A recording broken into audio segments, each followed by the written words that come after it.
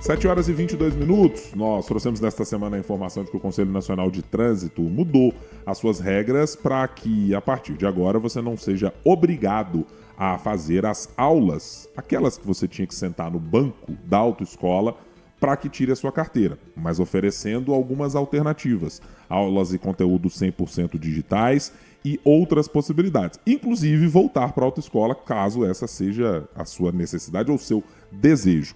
Mas vamos entender algumas implicações, porque há inclusive projetos de lei que estão discutindo a possibilidade de que isso volte para o cenário atual e de que seja necessário se manter nas autoescolas ainda como o modelo que temos. Vamos conversar com um advogado, pós-graduado em Direito de Trânsito e membro da Comissão de Transporte e Mobilidade Urbana da OAB Minas Gerais, André Reis. André, muito bom dia, muito obrigado por nos atender aqui na 98 News. Como vai? Bom dia, queria agradecer a oportunidade. É sempre um prazer estar podendo contribuir com a discussão de uma importância tão relevante para a nossa sociedade, né, que é o trânsito, né, o trânsito seguro, e, consequentemente, a formação dos condutores é um tema muito relevante para a gente. Bom dia a todos os ouvintes aí. Então vamos começar, André, dizendo o seguinte, para esclarecer para quem ainda não se ambientou com a nova legislação.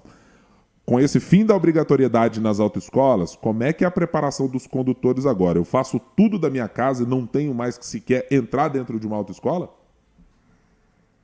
Na verdade é o seguinte, a resolução do CONTRAN, ela vem flexibilizar essa questão que na legislação passada era obrigatório toda a formação no Centro de Formação de Condutores, né? Essa resolução do CONTRAN, ela vem flexibilizar no sentido de que agora o curso é gratuito, a parte teórica, né? Ela é gratuita e teve a diminuição aí da exigência de aulas práticas. Elas podem ser feitas também, além de ter diminuído, elas podem ser feitas com um instrutor autônomo aí, bastando estar registrado no Detran.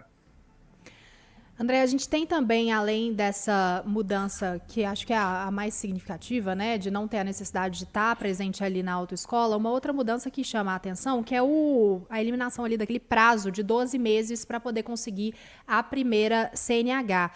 O senhor avalia que há a possibilidade de que esse prazo seja ainda mais estendido? Como que fica, então, esse processo para que a CNH seja retirada, né? Porque a gente tinha esse prazo anteriormente de 12 meses, passado daquilo, você tinha que renovar a sua pauta, né? Como que fica o cenário a partir de agora? Sim, agora essa nova legislação ela pôs fim a essa exigência de concluir o processo em um ano, né? Uma vez iniciado o processo, você pode tentar a obtenção da sua CNH, se não conseguir, a segunda tentativa, ela pode ser feita sem custos. E, posteriormente, se houver necessidade de outras tentativas, elas podem ser feitas pagando a taxa e realizando normalmente aí a tentativa de obtenção da CNH.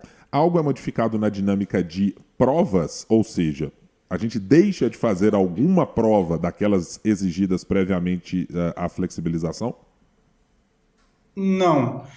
Até uma preocupação muito grande, eu acho que leva à confusão, a flexibilização das aulas, né, da formação, ela não retira a obrigatoriedade de um desempenho satisfatório nas provas, tanto teórica quanto práticas. Então, se o condutor, o candidato ali à obtenção da CNH, se ele não tiver um desempenho satisfatório nas aulas, tanto teórica quanto práticas, né, ele vai chegar na prova e possivelmente ele vai ser reprovado. Então, essa preocupação que o pessoal tem, vai chegar menos preparado no trânsito, as provas continuarão da mesma forma. E no caso da prova prática, o que muda é o veículo, né, que agora pode ser utilizado pelo carro do próprio aluno, né, o carro ou a moto. Isso. O carro ele pode ser um carro particular, desde que atendido às disposições do Código de Trânsito Brasileiro. Então, por exemplo, se chega o candidato vai levar o carro dele, chegou o carro está com algum item de segurança ausente, pneu careca, seta luminosa queimada, ele não vai poder utilizar esse carro. As aulas práticas, como falado, elas tiveram uma diminuição, né? Não é que eles não são mais obrigatórias, né? Elas diminuíram, elas têm 2 horas de aulas práticas obrigatórias. Só antes da gente passar para o próximo assunto, porque me surgiu uma dúvida genuína, assim, porque eu confesso que eu não vi isso sendo explicado pelo governo, como que vai funcionar justamente por causa dessa questão do carro, porque o carro da autoescola é adaptado, né? Sim, tem aquele outro freio que é utilizado pelo instrutor, justamente para poder evitar qualquer tipo de acidente. E aí eu queria também entender, nesse lado até mesmo do direito da coisa, como que fica, porque o carro é particular e não tem essa adaptação, né? Existe aí algum precedente, André, de que possivelmente essa necessidade do carro privado às vezes caia, né, também?